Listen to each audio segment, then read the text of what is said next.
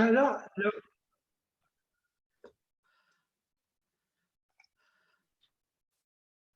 Non, le webinaire ce soir est seulement en anglais.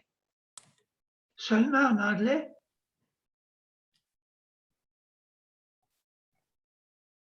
Mais nous sommes dans un pays Oui. bilingue, madame. Oui, je sais. Et pour ce soir, on avait la capacité d'organiser. So welcome everyone. Good evening. This is the third webinar of a webinar series of the For the Love of Creation. My name is Neale, and I'm a network coordinator with the United Church of Canada. In this role, I'm part of the For the Love of Creation, a national initiative that brings together faith bodies and faith-based organizations in Canada under a unified banner to mobilize, educate, reflect, and act for climate justice. This session is being recorded, and if you don't wish your image or your voice to be shared, just keep your cameras off. And we warmly welcome you to this gathering. We want to start off this evening's discussion in a good way. I acknowledge that we are meeting on the traditional territories of the Indigenous people across Turtle Island. Specifically, I acknowledge the land that I'm on, the traditional territories of the Mississaugas of the New Credit First Nation, Anishinaabe, Haudenosaunee, Wendat, and Huron Indigenous peoples, the original nations of this land. I acknowledge too that respect, justice, and truth have been and continue to be denied the First Peoples. I'd also like to acknowledge the dreams. These are the dreams of what reconciliation looks like to 4 recent Indigenous panelists on a reflection on the TRC that a colleague attended. The first mentioned that the dreams of peoples would no longer be at the odds with the dreams of the rest of the people of Canada. The second, that there would be no more statistical gaps in the well-being of Indigenous people and that all of other people in Canada. Third, that there will be a shared understanding among all peoples of the history of Canada. And fourth, that the work of reconciliation is cared about by and seen as the work of the 95% of the country that is not Indigenous, as much as it is cared about and seen as the work of the 5% who are Indigenous people. Tonight, may these dreams take root in the land beneath our feet that we've acknowledged. If you wish, you can add to our collective territorial acknowledgement by introducing yourself and the place you are joining from in the chat.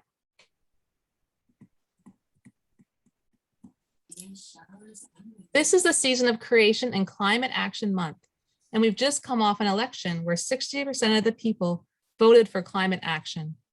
And the important UN Conference of Parties, COP26, is less than 2 months away. This evening's event is the third of a 3-part series of the FLC Climate Advocacy webinars. And they've been based on the 3 advocacy points of our campaign. The first, to commit equal support for climate change adaptation and mitigation measures in the Global South. The second, to implement the UN Declaration on the Rights of Indigenous Peoples, including the right of free, prior, and informed consent. And the third, which is the theme of tonight's webinar, increase our national emissions reduction target and invest in a just transition to a fair, inclusive, and green economy. Each webinar will highlight progress made over the course of this year and identify next steps. We hope you leave this webinar tonight encouraged, better informed, and actively engaged in climate justice. This evening, I'm very pleased to be able to welcome our moderator for tonight's webinar, Mardi Tindal. Mardi served as a moderator of the United Church of Canada from 2009 to 2012 and dedicated her term to the healing of soul, community, and creation. Her leadership moved the United Church of Canada to a new level of engagement in climate justice, calling for personal, institutional, national, and international efforts and commitments. She was the only Canadian official denominational church leader at the Copenhagen Climate Change Conference of 2009, and she led the delegation of the United Church of Canada to Paris COP21. Many of our churches and faith-based organizations' current climate work can find part of its origins in the convening and the inviting she inspired and led in her term as moderator. Mardi, we are honored to have you as our moderator this evening to lead us in prayer and moderate the session with our speakers. You also told me in our pre-chat that you also have a background in television. So we're in for a great evening, folks. Welcome, Mardi. Thanks, Lori. I mentioned the television background, so you don't think I'm too rude when I get very assertive about moving things along.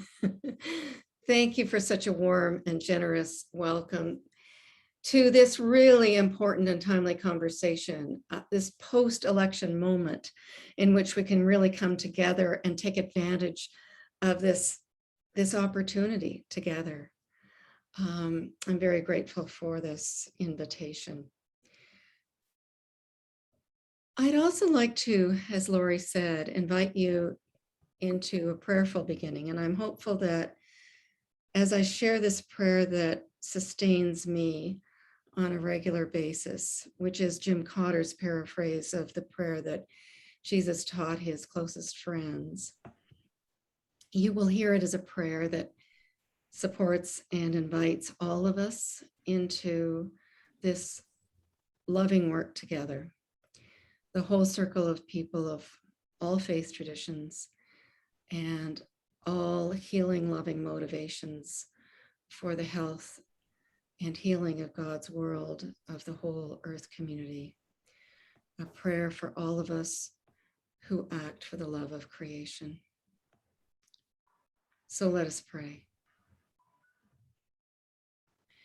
Eternal Spirit, earth maker, pain bearer, life giver, source of all that is and that will be, Father and Mother of us all, loving God, in whom is heaven. The hallowing of your name echo through the universe. The way of your justice be followed by all created beings. Your commonwealth of peace and justice sustain our hope and come on earth. With the bread we need for today, feed us. In the hurts we absorb from one another, forgive us. In times of temptation and test, strengthen us. From trials too great to endure, spare us. From the grip of all that is evil, free us. For you reign in the glory of the power that is love, now and forever. Amen. So it's my pleasure to introduce and invite Eddy Perez and Clay Duncalfe to speak to us this evening. And I'm going to begin by introducing Eddy and inviting Eddy to begin the presentations this evening. And then Eddy will have about 10 minutes to speak. And then I'll introduce you to Clay, who will also have about 10 minutes. I'll be inviting them into conversation with one another. You will then have an opportunity to be in small groups and crystallize a question you would like to bring back. And my question to you would be, it sounds as if we're not all muted. Okay, I guess that's taken care of. There will be a chance for questions to both Eddy and Clay, and you'll have a chance to talk with one another as well before the evening is over in small groups. So let me begin by introducing Eddy Perez. What a privilege it is to have you with us, Eddy.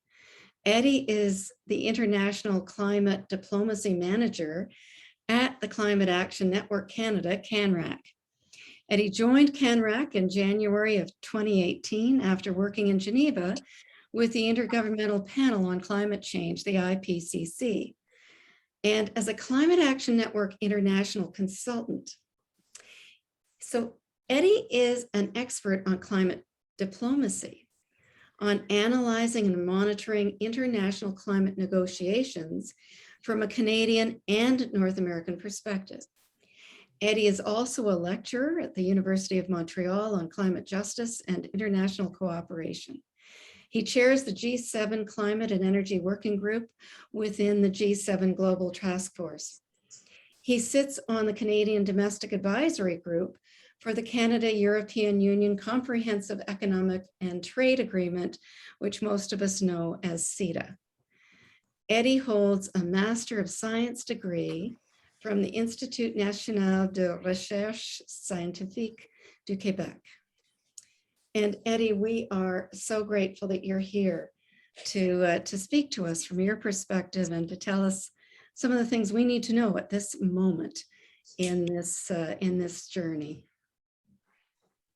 Thank you, Mardi. Thank you for the invitation to Karri from Citizens for Public Justice. And thank you to all of you members of the For the Love of Creation. It's such a pleasure for me to be here. I am speaking from Tiohtià:ke, which is commonly known as Montreal and is located in the unceded territory of the Kanien'kehá:ka Nation, or in the province of Quebec.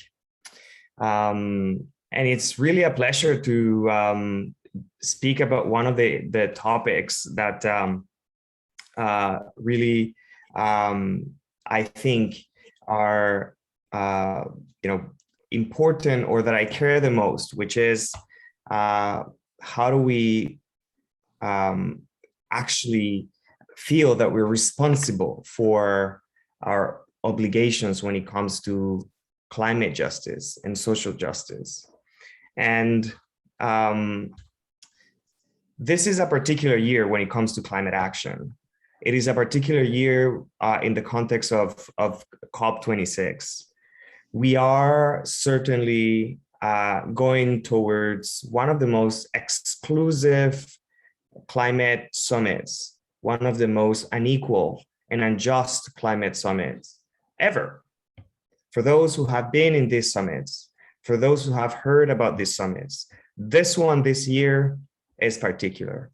And it's directly linked to Canada's emissions responsibility. And I'll tell you why in a second. This summit will be unequal and unjust because the world is facing multiple challenges amplified by the COVID-19 pandemic.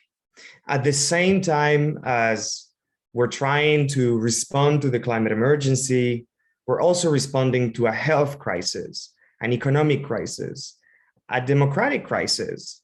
We're responding to multipliers of crises that are making it, first, more relevant to enhance our climate ambition, but also more difficult. And it's really showing the limits of actions for some of the countries that are most impacted by the climate crisis. Last week, the United Nations put forward a report, a synthesis report they call, which brings together the contributions of all of the countries that have put forward a climate plan under the Paris Agreement. You mentioned earlier, Lori, about Perez, and in Paris, countries decided that every 5 years they would put new or enhance what we call nationally determined contributions or climate plans. And this is the year when that is happening. It is the 5th year of since the Paris Agreement was signed, or the 5th summit since the Paris Agreement was signed, because the COP got postponed for a year, but it is that time where we revise our targets. And the report that was published last week said one thing. It said that countries' contributions were leading us towards an increase of warming of 2.7 degrees by the end of the century. It told us that out of 191 countries that have signed the Paris Agreement, only 113 had put forward climate plans. It told us that adaptation action remained low. But it also told us one key thing, that if those countries that put forward commitments actually respect them, emissions could go down by 12% in 2030. So what the synthesis report was saying was that the climate crisis is a global crisis. That if countries do what they must, it is possible to reduce emissions, but only if we come together, we would be able to limit global warming to 1.5. That is essentially what that report is saying. We're still waiting from climate plans from specific countries. China is one of them, Saudi Arabia, Russia, to a certain extent, India. Today, South Africa put forward their climate plan. And these plans matter. Canada's plan, Canada's climate action actually matters. We have a tendency to believe that because we're only responsible for less than 2% of global emissions, that we have a lesser responsibility when compared to other countries around the world. And the comparison is always with China, because China is responsible for 26% of emissions globally. But what that doesn't tell us is that actually Canada is the 10th greenhouse gas emitter globally. And that means that we emit more than all the others after. And we're also the third, or sometimes the fourth, greenhouse gas emitter per capita. So Canada's NDC matter. What did Canada put forward as a climate commitment? Well, I think the Canadian government has made progress when it comes to climate action. It's definitely something that we can't ignore. The Canadian government enhanced its NDC, went from 30% reduction of greenhouse gas emissions by 2030. That was their target. That was what we call the Harper target for those who have followed politics and the elections. And 5 years later, the Canadian government under the Liberal Party put forward a new target of 40% to 45% of emission reductions in 2030 below 2005 levels. And it put forward our target. It put forward new measures. For example, when it comes to transportation, when it comes to addressing methane emissions, it put forward policies for retrofitting buildings, policies to tackle different kind of sectors, electricity, for example. Can you guys keep it down, please? And it actually was able to deliver its NDC in time, so by the end of July. But we did the math and we went through what Canada's global responsibility should be. And we noticed that while the Canadian government had made progress, it was not able to deliver its most ambitious climate pledge. And we came up with seven different benchmarks. 7 benchmarks that I think are easy to understand, to analyze, Canada's global responsibility. And these benchmarks are backed by science, but also backed by people's needs and people's call for social justice. And I'm going to go through quickly some of these benchmarks. And then we can go into question, but I feel that, you know, when you hear these benchmarks,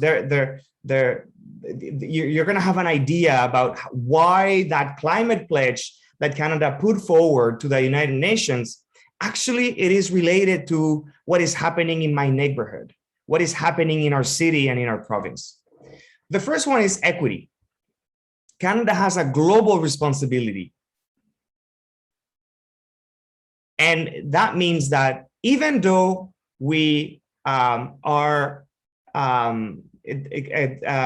trying to reduce emissions at the domestic level, we have such a historical responsibility when it comes to the climate crisis that our emissions, our action at the domestic level can't compensate for all the global responsibility when it comes to helping other countries deliver on its climate emissions.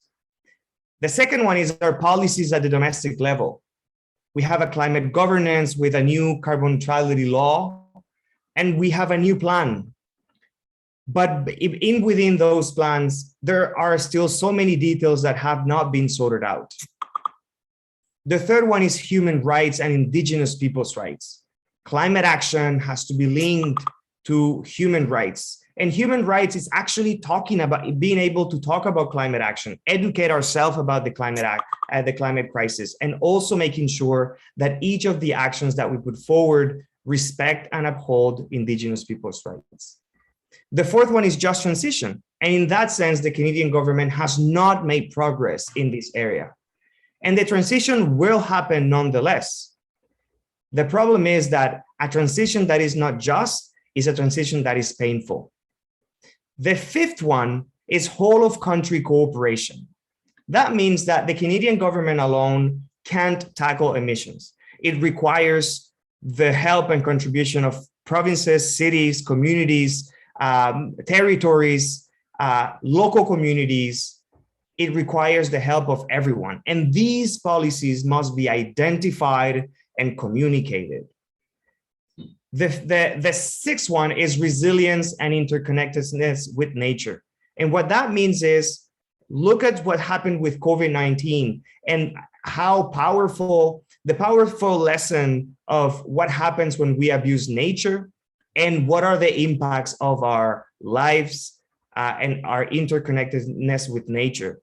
And that is also related to the health, how climate action actually benefits health and how climate inaction actually ends up harming our health.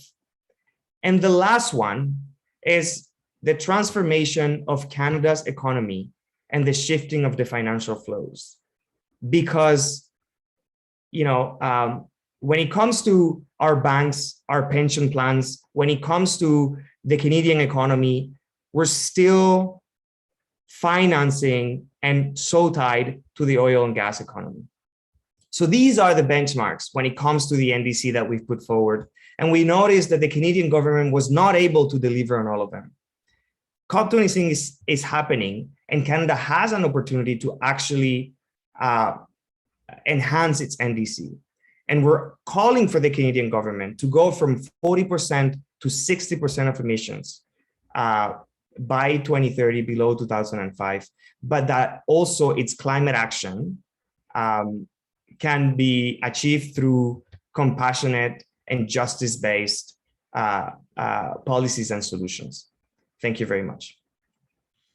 Eddy, thank you very, very much. That is a great opening with a lot of important information and, in fact, creating a framework for tonight's conversation. So we're going to have a chance to hear more from you in response to questions in a few minutes. And we're going to turn now to Clay. And some of what you said, Eddy, about just transition, you know, being one of those benchmarks and being one of those priorities, and that's something that Clay here can also speak to. Clay Duncalfe is the national convener of the Green Economy Network, a coalition of labor, environmental, and social justice organizations working to build a green economy in Canada. A recent graduate of the Institute of Political Economy at Carleton University, Clay co-authored with Adrian Martins Kirkwood the 2021 report entitled Roadmap to a Canadian Just Transition Act, a Path to a Clean and Inclusive Economy, which has been co-published by CCPA and the Adapting Canadian Work and Workplaces to Respond to Climate Change research program that is based at York University. So Clay, thanks for being here, and we're keen to hear your 10 minutes or so to help us delve further into particularly this question of just transition.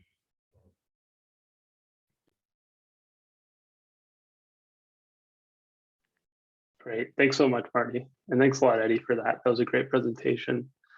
I'm,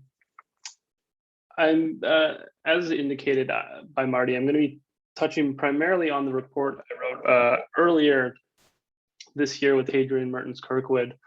And I think there's a great amount of overlap between what Eddy's been touching on and what I'm going to be discussing. The report we wrote, Roadmap to a Just Transition Act, was in a response to in 2019, the federal Liberals promised the Just Transition Act as a part of their campaign. And unfortunately, after they were elected, we didn't hear very much about it. Nonetheless, we put the report together in April, and since then they have, Natural Resources Canada has released a Just Transition Consultation, which they say indicates they want to pass legislation that builds on the government's existing efforts so that our transition to a low carbon economy improves the lives of workers. Their platform also included indication that they want to move forward on just transition legislation. And we're hopeful, though skeptical, that they will do so based on the results of the election. So with that in mind, we asked, what would an ambitious, comprehensive, and progressive Just Transition Act look like? So the guiding questions that moved us, and I'm going to put the report in the chat when I get the after I'm done for those who want to look at it. But the primary questions we asked ourselves were, what principles should guide the development of a federal Just Transition Act, and what policies are necessary to see these principles follow through? So as far as principles, our theoretical framing for our report really touched on these issues, this notion of reactive versus proactive just transition, which seem like a contradiction on their face, but are really, I think, something that needs to be incorporated. Both need to be incorporated into an adequate Just Transition Act. So reactive refers to the minimization of potential harms to workers and communities and the shift away from fossil fuel industries and the transition out of the old economy of the past. Whereas a proactive Just Transition wants to maximize potential benefits of decarbonization for workers and communities. In other words, transition into the new economy of the future. And with that in mind, we developed 5 key principles that would guide this just transition. The first is, and a lot of this I think does touch on what Eddy was talking about with his 7 principles. So the first is the recognition of rights, a commitment to justice and equity, including labor rights and Indigenous rights and human rights more generally. Also, the participation of affected workers and communities, the expansion of the social safety net, creation of new economic opportunities, and making sure these new economic opportunities are inclusive of all workers. From that, we developed a framework In addition to these principles, as well as some empirical work we did in studying just transition legislation and policy that have been passed internationally, we developed a framework for what a just transition could look like in Canada. And that framework contained 4 elements that we thought were key: a permanent just transition commission, a just transition benefit, economic diversification crown corporation, and a just transition training fund. So a just transition commission, we think should be a permanent and independent body. It would be used to oversee the federal government's just transition agenda, and it would include representation from a wide variety of all affected parties. So labor unions, civil society groups, Indigenous peoples, business associations, independent experts, as well as public servants. We believe the body would be tasked primarily with developing regionally specific roadmaps for Canada's transition.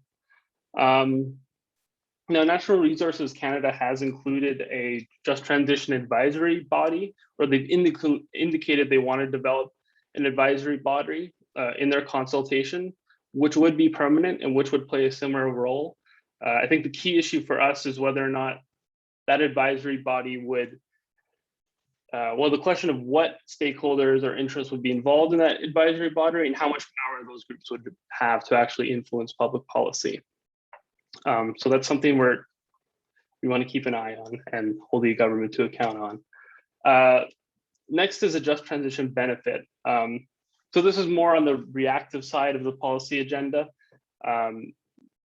This would be a social program designated to offset the loss of income due to high carbon intensive industries being shut down.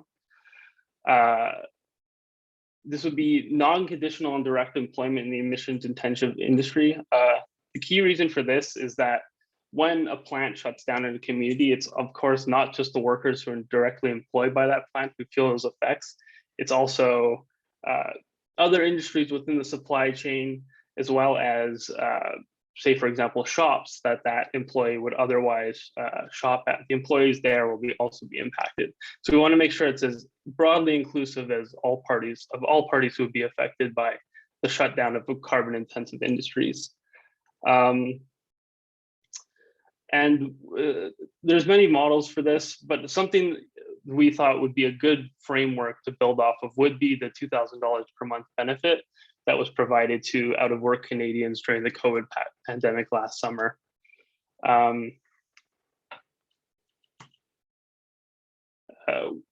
The fourth element was economic diversification crown corporation. So this would be a federal entity that's mandated to invest in alternative industries, specifically but not limited to regions transitioning away from fossil fuel production. And another key element of this, and I think this also points to something that Eddy indicated, especially in the last part of his presentation, was we would really want this crown corporation to prioritize public ownership and public job creation. I think that's something that really distinguishes our proposal from what the government's currently proposing, wherein the Canadian Infrastructure Bank and other green economic development programs have been primarily reliant on public sector incentives and public-private partnerships. And I don't have time to go quite into the costing estimate for it, but we put the estimated cost at $15 billion per year, which is substantially higher than what the government is currently proposing, even with the Canadian Infrastructure Bank and their cumulative spending promised in Budget 2021.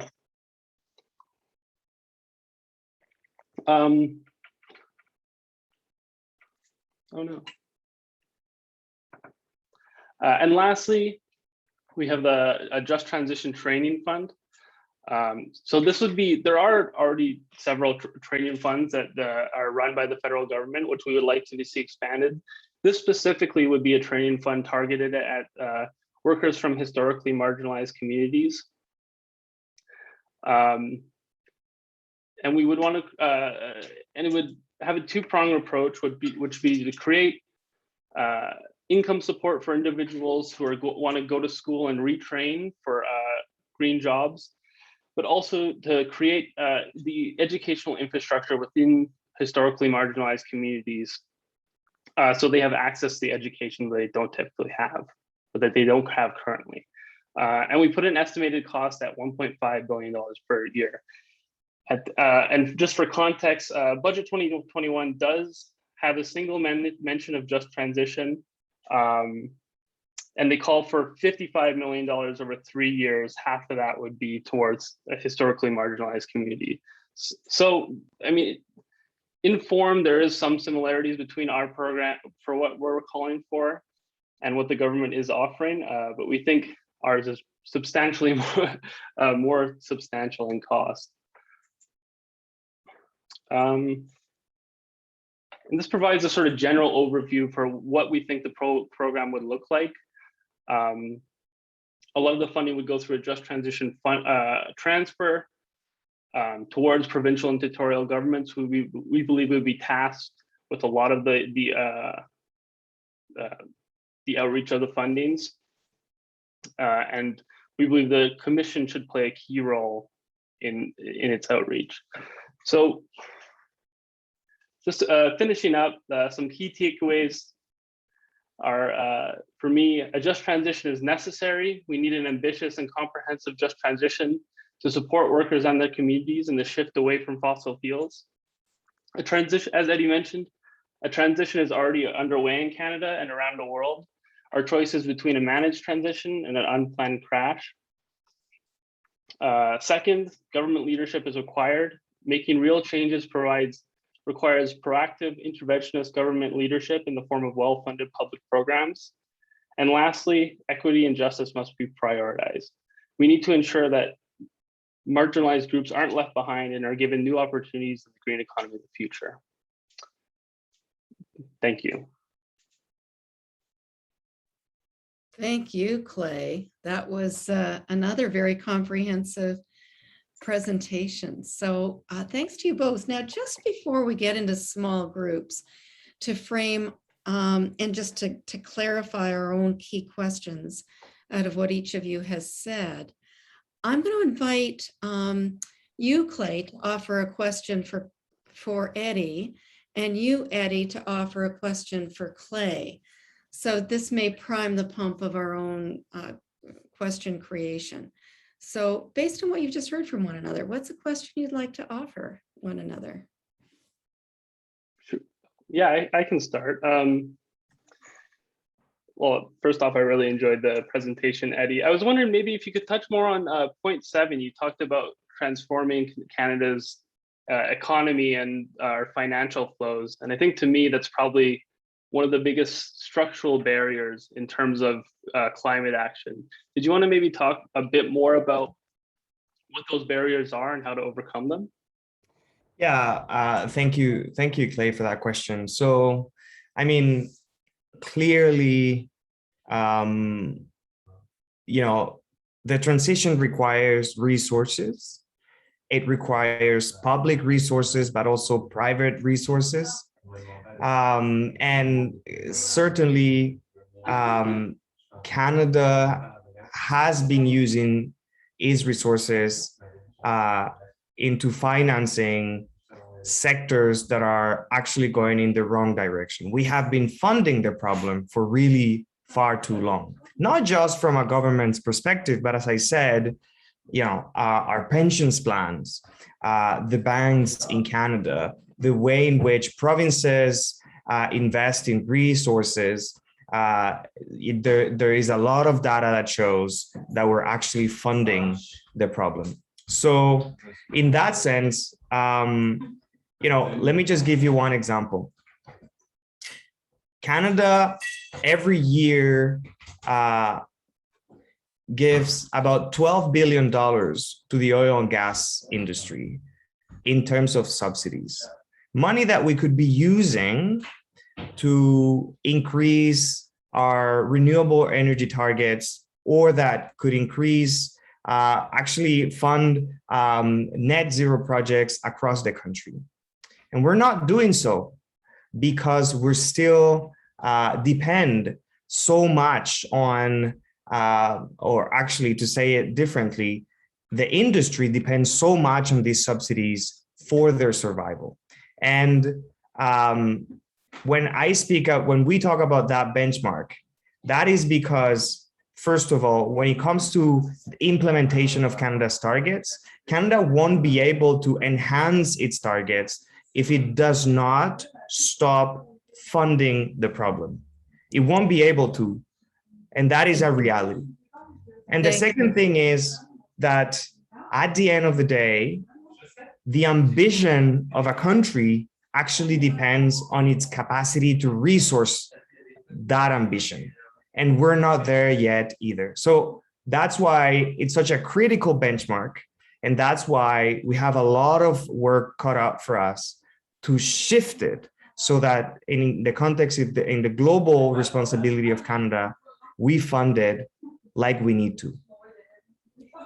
Thank you, Eddy. And clearly we have the resources to do this with 12 billion a year going into the oil and gas. We have just about 3 minutes or so before we go to small groups. So Eddy, what is your question for Clay out of what you heard? Yeah, so my question, Clay, also like great presentation, is what do you think is the timeline for Canada to truly have a comprehensive just transition plan? Like, and what do you think, like who should be the first mover in Canada to deliver this? Is it the provinces? Is it the private sector? Who is the first mover in Canada and what is the timeline? Yeah, that's a great question. I guess my more snarky answer would be like 10 years ago, but for being realistic, I mean, it is good to see that the federal government has made progress on making these commitments, and they are, at least in rhetoric, serious about it. I do think as far as responsibility goes, it does primarily fall on the federal government, in my opinion. And I am increasingly skeptical of, I don't know, there are certain pledges and initiatives to provide incentives for the private sector to move forward on these things. But I think historical precedent has shown that these just aren't enough. I think you do need the sort of strong arm of the federal government to do this. I think the provinces need to play a huge part in it. And I think they're undoubtedly, with the sort of federalist system that we have in Canada, where industry is primarily regulated by the provinces, that undoubtedly that the provinces need it. But I think as far as resource dedication and sort of framework setting, I think that's really where the federal government's role needs to come in, as far as putting the money on the table, essentially, and providing incentives and transfers for the provinces to initiate these programs. I think that's the role I see the federal government playing. Thanks, Clay. Thanks, Eddy. Boy, you two are pretty good at sticking to time constraints about such a huge and complex subject. Thank you. This does give us time now to move into small groups. And I think we're going to have, I don't know, somewhere between 5 and 7 in every group. And Karri's going to pop us into those groups. And the invitation is to carry the conversation further now. Carry the conversation further in that group and come back with, make sure you frame frame one question that you really want to come back with in about 15, well, actually 20 minutes you're going to likely have. So have fun in your groups, and we look forward to seeing you back here in about 20 minutes.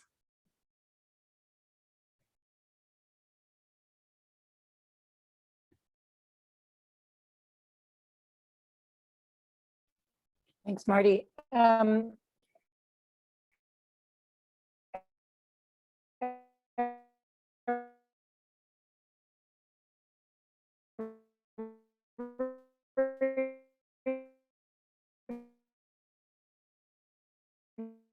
But all of us will also have been assigned, but I put us all in the same room if we do move, and otherwise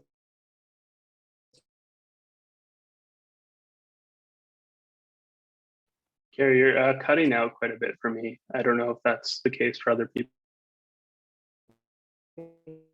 stay right here, which is just fine. Yeah, I think what she's saying is that we can stay in this room here. If someone wants to join the room and be part of the conversation, I can add you there, send you Yeah, somewhere. my internet's really bad tonight. But, I was just saying, you will have received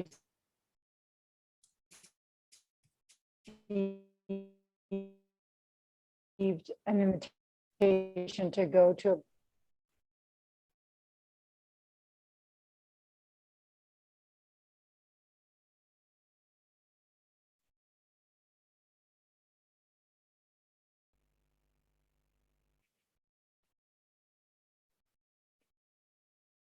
So we have a bit of a break now. If anyone wants to join a group, I think I'm going to, just because it's interesting to hear what people are talking about, just for interest's sake.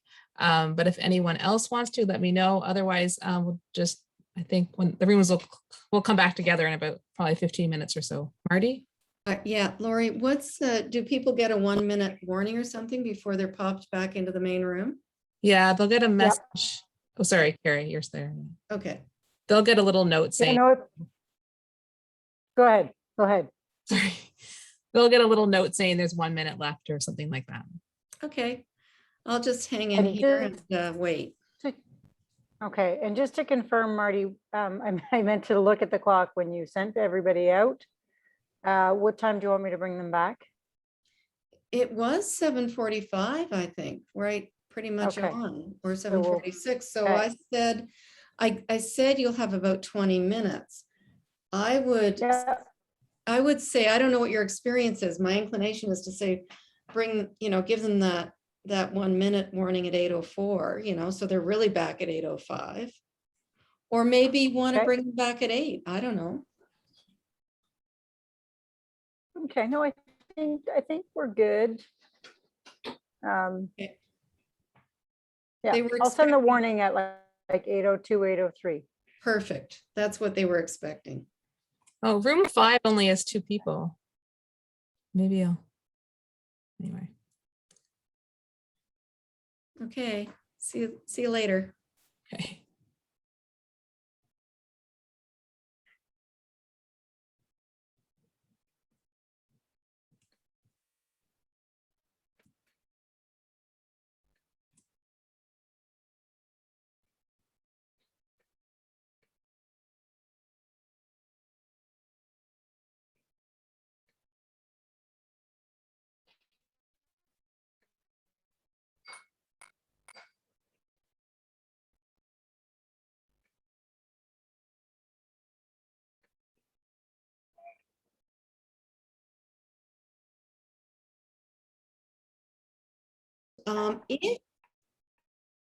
If you could put the questions also in the chat, that'll help them see them and track them, because my invitation is to hear from each of the 8 groups now 1 question. So we're going to look for 8 questions, succinctly put, and then we'll give them a chance to respond.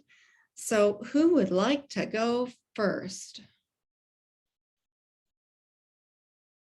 It'll be more efficient if I just, this is great, go from 1 to 8. And group 1 says, can you speak to the polarities that are a barrier to a just transition, such as mistrust of government, mistrust of science, fear of change, and what role you see for us as people of faith? So that's great. So group 1, we've seen and heard a great question from you.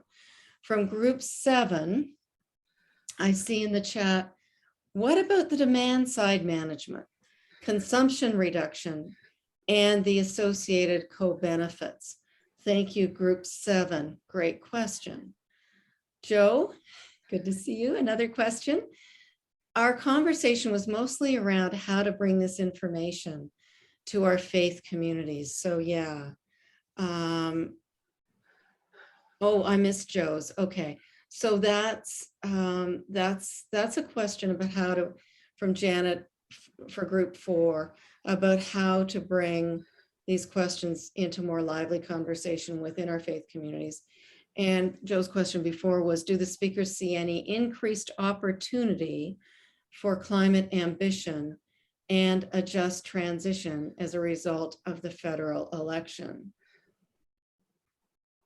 Group 3 asks, how to keep the government accountable and how to bring the provinces on board as well.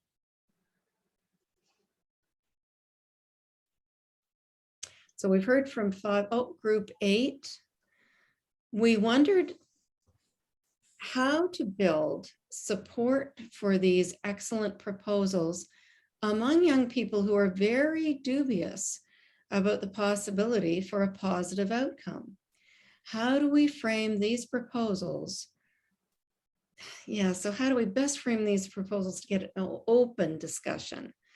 That's a really interesting question. It's, you know, an opening question rather than all the usual suspects and all the usual framing. I think there are 2 more groups to hear from. If you haven't seen your group's question there, here's group 9. What do you think the balance between government incentives and regulation needs to be? What do you think the balance needs to be between government incentives and regulation? So I think there may be one more group if you want. Joy is offering how to respond to Western alienation and the support for the PCP with a lot of evangelical support. What is the role of the churches? Joy, PCP? People's Or PPC? People's Party of Canada, PPC. PPC, okay. I wondered if there was another party I'd missed in the mix. Okay. So it's a question about the PPC. All right.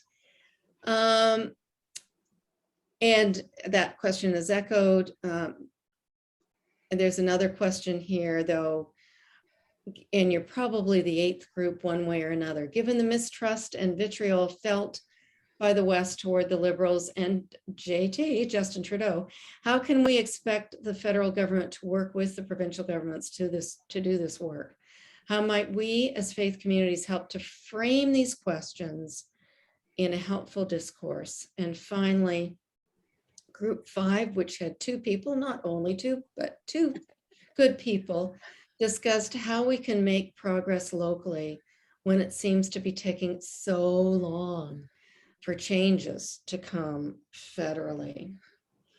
So because we have 15 minutes remaining for this conversation, I'm going to just ask Eddy or Clay to jump in on one of these questions or 2 that are connected as you see them and get this ball rolling again in this larger group. Clay, do you want to go first? Yeah, I can. It's a lot of questions. I'm not sure where to start. Yeah, I think the federal election question that Joe brought up is really interesting, and I'm still trying to grapple with that myself. I think, as I sort of indicated in my presentation, in a certain sense, we are kind of exactly where we were 2 years ago with the outcome of this election. And I think a lot of the speculations about why the just transition issue was dropped was because of that result, with such sort of heavy sort of vote against Trudeau in the West. And once again, in 2021, he's lost the popular vote in the West. So I think a pessimistic answer might be that they might back off from the just transition issue again, in fear of scaring off those voters. But of course, hopefully, now that they've committed themselves to the consultation and the eve of the election, essentially, and the fact that they will need to rely on the NDP and to a lesser extent the Greens, there is a good chance that one would hope they'd be pushed further on this issue. But that's also a matter of the NDP putting their weight behind it, which I haven't actually heard a lot of on their part. It wasn't. There were elements of a just transition proposal in the NDP platform, not explicitly, but more implicitly. But that's just a matter of like what issues they're willing to leverage, and I think what their constituencies are willing to push them to leverage. So maybe Eddy, maybe I could give it back to you, and you could answer a question or two, and then maybe I could take it back. I'm not sure if that's how we want to do it. Well, yeah, and your reflections are so useful, Clay. I appreciate that, and I'd say I'm going to start with the question about the bringing progress locally when things are taking so long for changes to come federally. That is exactly the logic of climate action. Climate action doesn't happen at Trudeau's office. It happens at the local level. The needs of local people must be the ones that inform how public funding is being used. And I think for some time in Canada, we thought about climate action, and also at the COPs, we thought about climate action like a thing that is really far away, that is being dictated by someone else to tell us how to live our lives. And more with climate impacts, we are realizing that the best and most efficient climate solution, it is the protection and the conservation of our cities, our communities, and the biodiversity that surrounds us. And that happens, all of that happens at the local level. And the question about Christians and the role of churches, I'm gonna confess I'm actually coming from a Protestant family.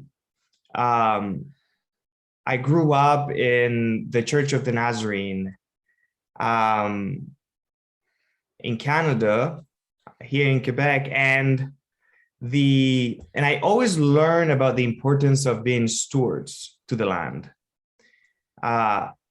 And I've always found that difficult, because for me, being an environmentalist, it is extremely linked to conserving the land that God has given us, protecting it, making good use of it. And so I am, realizing more and more that when it comes to protecting biodiversity and responding to the climate crisis, we have done these two things separately. We talk about climate action from one side and biodiversity action from another. And I think we need to try to bring them both together. And for me, that is something that, as a community, as an environmentalist working in NGOs, as an expert in this world, we need to make much more progress to make stronger linkages between biodiversity, conservation of land, our communities, and the policies. If there is no linkage between those issues, you could have the best, most technical idea ever. If people don't know why, it doesn't land. I might just jump in on that, Eddy, too, and say climate scientists have said to me for years that the church's voice is so needed, because reason and logic alone is not getting us where we need to be.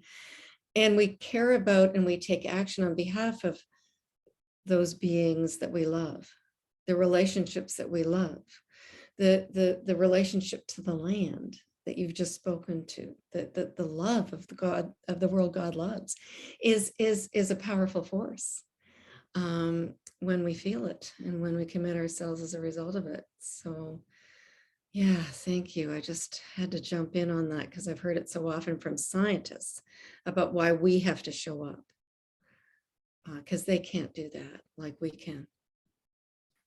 Yeah, and maybe I would just say, and then Clay, please jump in. The most invested people that I've known when it comes to organizing, coming together for a cause are Christians. Christian communities are so invested. The ones that I used to work with, when it comes to one cause, because we believe, and when I was growing up in the church, that we were doing it for a higher purpose, and this is a higher purpose. It is our climate, it is the land, it is our earth, where we're, our home. So the power of churches in tackling the climate crisis, I think, is really, really important.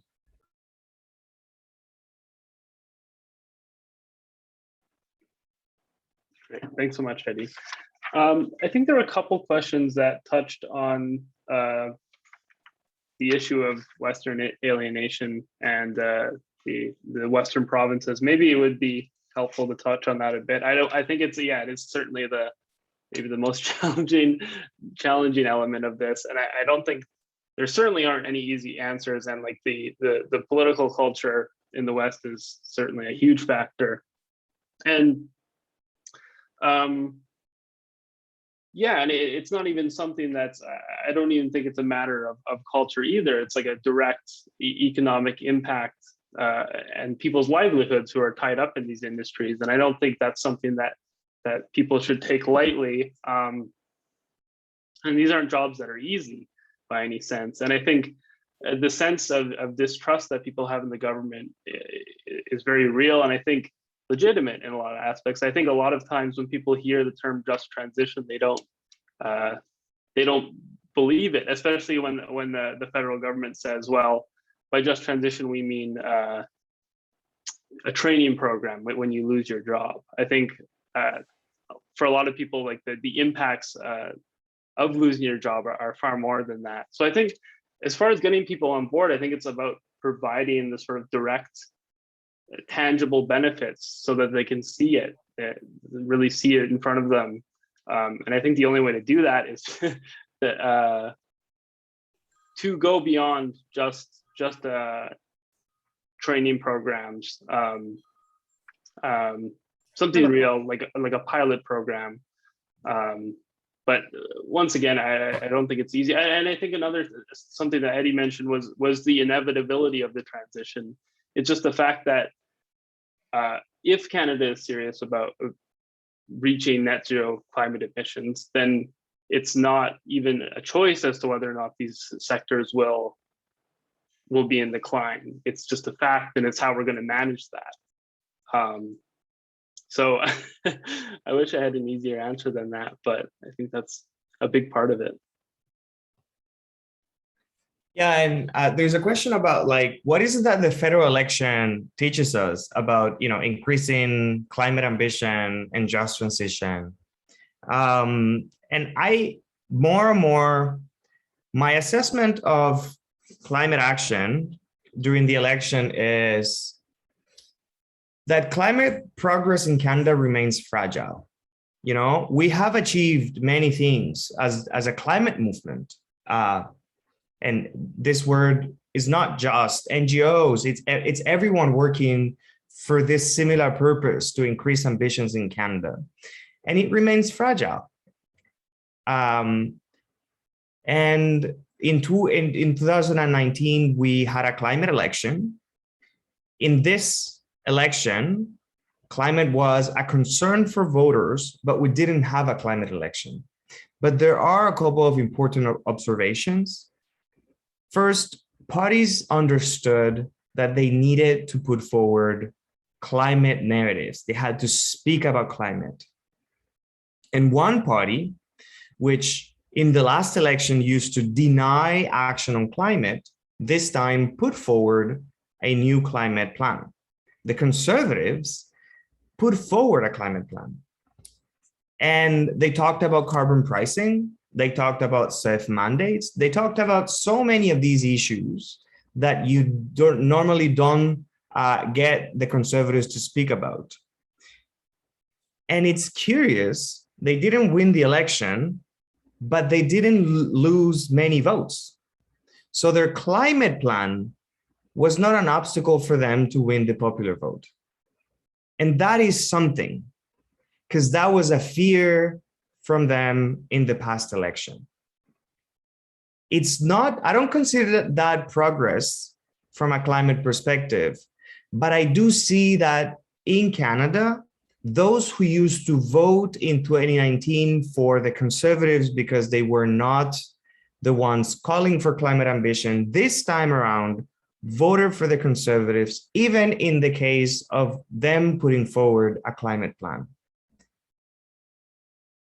And then on the other side, the Liberals had to defend their progress on climate action. And actually the progressive parties were not able to outperform the Liberals. That is another issue here. What that means is that we have a lot more work from the progressive parties to really put forward policies that get us closer to our obligations when it comes to the climate crisis. So were parties up to the task? Not really. But was climate at the heart of the discussion? Well, at the very least, it was a key concern for voters. And I think it will come back because some of these parties learn lessons when it comes to climate policy that they will continue to apply and that require a little bit more of a push from us voters in the next election.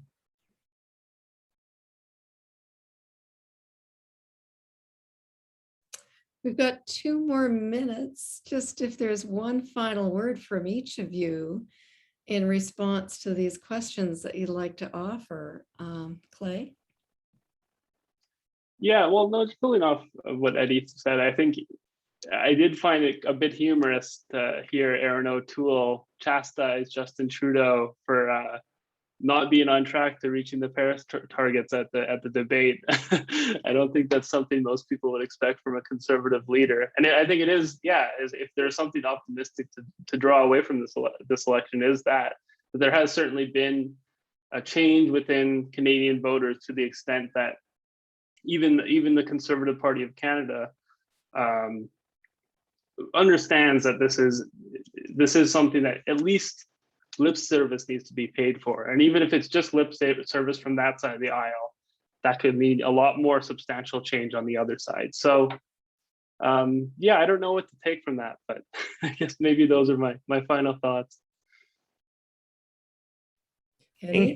Yeah, from my side, I just want to express gratitude. This is a very cool conversation. The questions are great.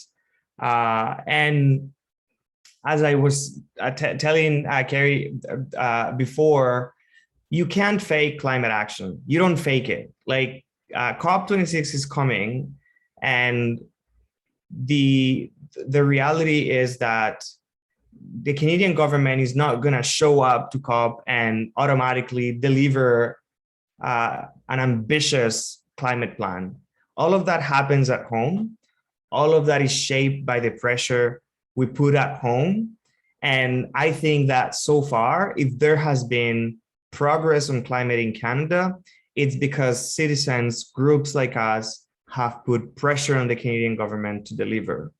And we have a lot of work ahead of us, but each of those small wins are reasons for hope as we move forward toward a very uncertain world where, to say the least, the only thing that is certain is that when we come together, we can find solutions and we can push power to deliver in response to our needs.